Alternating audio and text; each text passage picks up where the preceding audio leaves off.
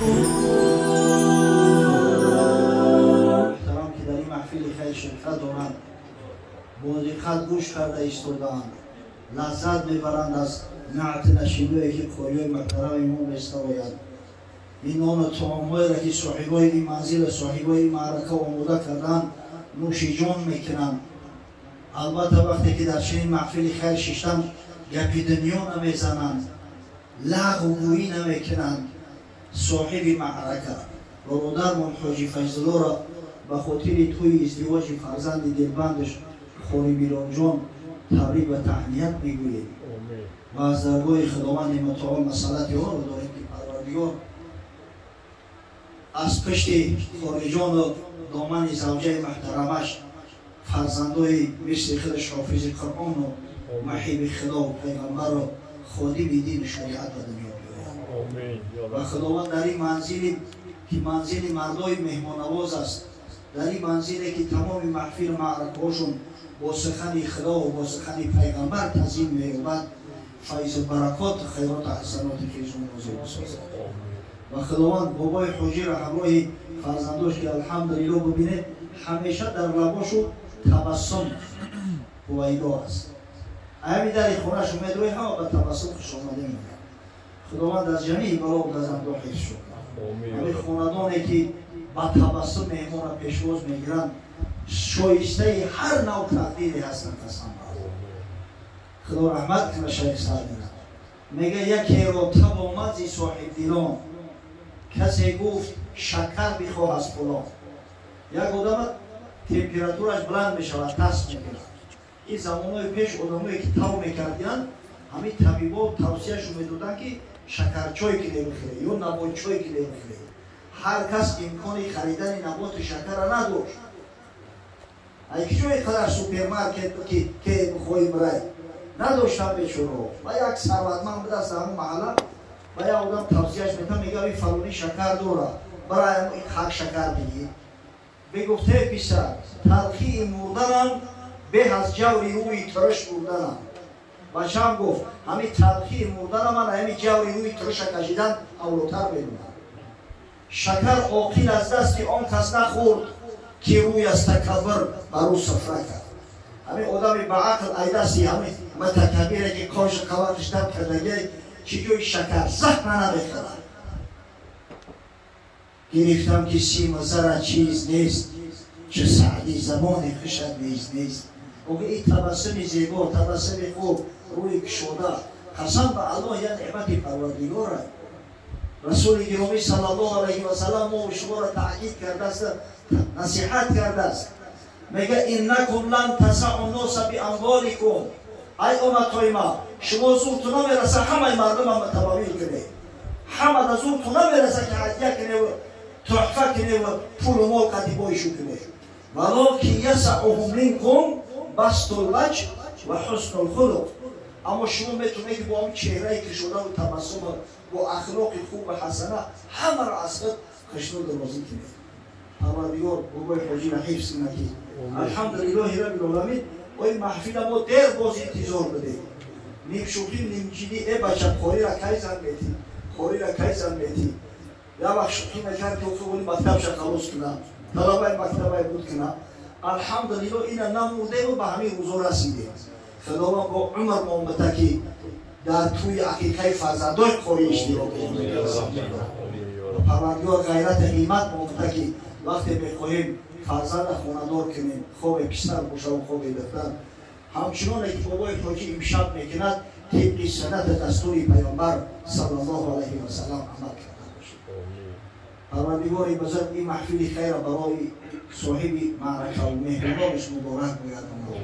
خداوند در این مکان، در این محل، در این دیار و در خاندان برادرای که شرکت کنندگان این محفل خیر هستند فیض برکات و خیرات و حسنات پیش رو نازل فرماید. خدای مهمانان را به این خاندان مبارک بگرداند و این عید بزرگی که در پیش داریم پروردگار بزرگ برای یکایک با شما مبارکش باید.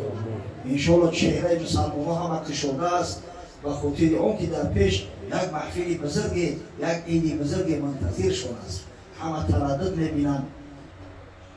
اگر خدا راستی اکای دولو خیلی صحبتی خوب کردم، بسیار صحبتی جالب کردم. یا صحبتی کردن که قسم بالو ای طرف میزنه میدروی ایوسر میدروی. با احساسات گپ زدن حقیقتا تو با احساسات گپ نزنی گپ تاثیر نمیکنه. گوبال است آدم برنجور خند که داروی تلخش بود سودمان. همه آدمی کسل وقتی خند میتی در جانی همون جور میگیری. برای اونا داروی تلخ در کوره. چیزی شیرین نمیگی چه برای کسلی دردش بیشتر و زیرتر میشه. حاجت به گفتار هم نبود. اما از بس که محفل معرکه خوب است خیلی آمادگی دیدی از صاحبای معرکه. اگر چیزی نگوییم هم در جان خودمون و هم در جان صاحبخانه جواب میگیریم. انشالله اطراف یک سوره خوبترین قرآن عظیم شان سوره کوثر که خدا را شکر گمان میکنم تمام امتهای محمد صلی الله علیه و سلم این سوره را از یاد میدونم. مختصرا با چند کلمه صحبت میکنیم و خاطر آن که والله این قسم خودشی خودیست.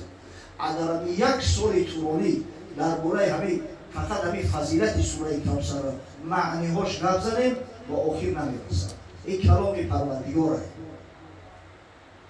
ولو انما فی الارض من شجرة اقلام والبحر یمده من بعده سبعة ابحر ما نفدت کلمات الله.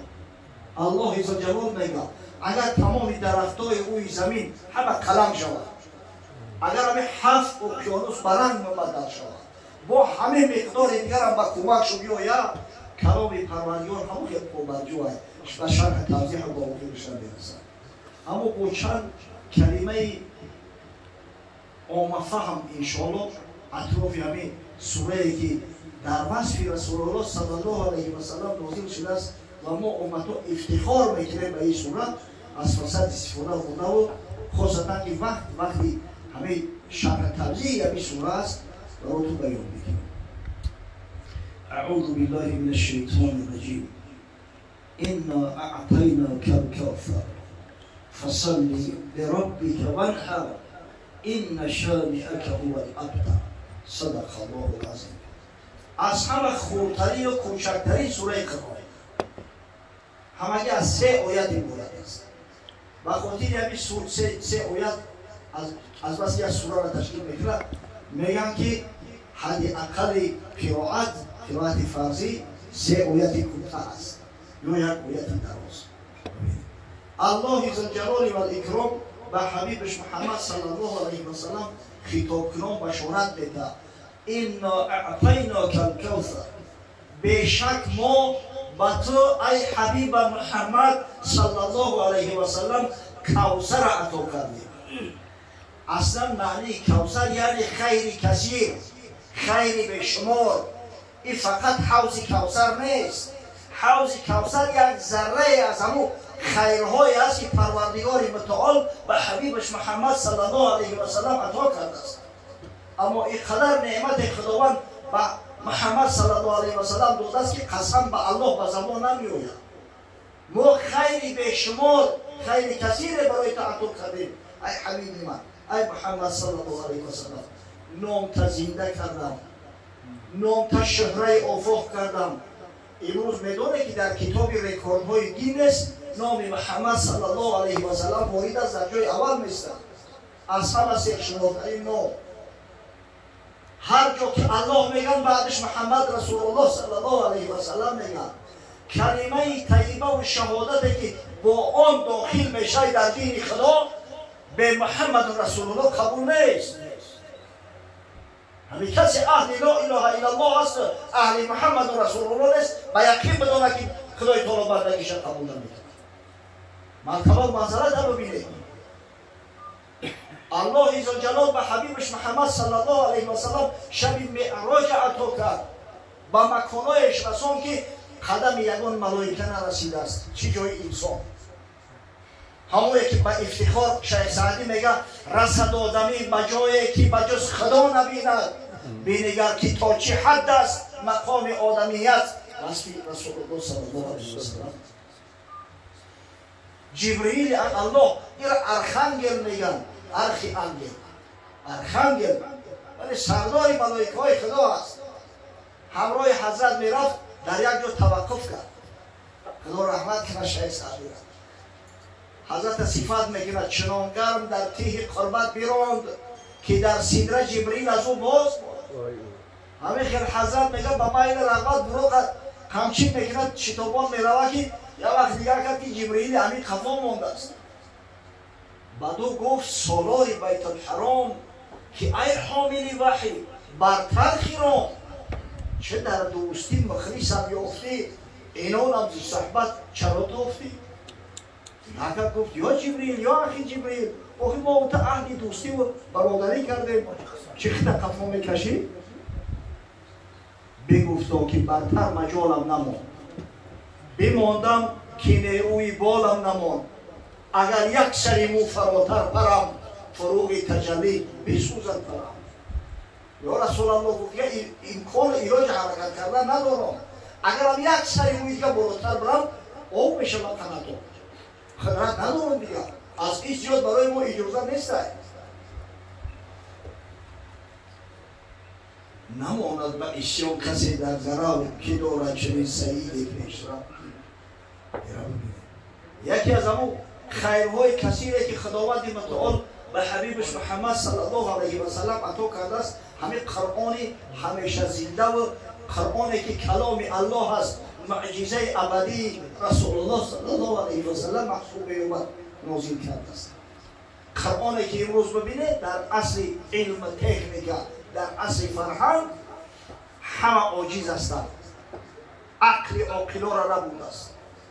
بزرگترین عالما وقتی که به بلندترین مقام میرسند به قرآن وقتی نظر میکنند میگن واقعا ما هیچ را نمیدونیم هیچ تمام علوم ظاهر و باطن در خود فرا میگیرند. قرآنی که زیاده از 1400 سال شد با تحدی خداوند به همه مراجعت کرده است و این کنتم فی ریب مما نزلنا علی عبدنا فأتوا بسورة من مثله. اگر شما ذره شک و شبهه دارید بر همین قرآنی که من بر حبیب محمد صلی الله علیه و سلم نازل کردم که یک سوره خوبترینش جواب بده اقلا یعنی سوره کوثر که از همه خوبترین سوره است که همه جواب بده کجا سبحان الله. اینقدر زبانورا اینقدر شاعرا اینقدر شخصای صاحب ذکاوت در طول تاریخ 1400 سال کسی نتونستی به خوبترین آیت قرآن جواب بده. این کلام پروردگار است. همه عاجز ماندن. ولی امام طبری در تاریخ مشهورش تاریخ الامم و الملوک یک قصه جالبی را ذکر میکنه. میگه در زمان خلیفه مهدی خلیفه عباسی این خلیفه مهدی خلیفه سوم عباسی است پدر هارون الرشید. میگه یک گروه جمع اومده بودن در کوفه در شهر بغداد که نوبنیاد بود. اینو باور نداشتن اونقدر. اون شخصایی بودن که با قول امروزه اتئیست بودن باور نداشتن. نعوذ بالله قرآن با قلم محمد صلی الله علیه و سلم متعلق می‌نوشتن. میگفتن که این نوشته همین محمدی فرزند عبدالله است. با ظاهر مسلمان میتوفتن مسجد میرفتن نماز میخوندن اما در باطن متاسفانه اینو منافق کافر بودن. یک گروه بود. یک روز در یک محفل همراه شدگیان گل در همین موضوع میروه بعد یکش با شبه میگه که آخی مادام که کلام انسان باشه چرا یکون کس جواب گفته نمیتونه؟ دشمنای اسلام در دنیای قضیات هستند، شاعر هستند، واعظ هستند، آخی اهل قلم هستند، چرا یک آیتش جواب گفته نمیتونه؟ یکی از شرکت کننده های همون محفل نامش عبدالله ابن المقفع است. این عبدالله ابن المقفع اصلش عجمی است اما زبان عربی را به حد میدونست که در فصاحت بلاغت ذکاوت هیچ عرب دستاویزش نبود.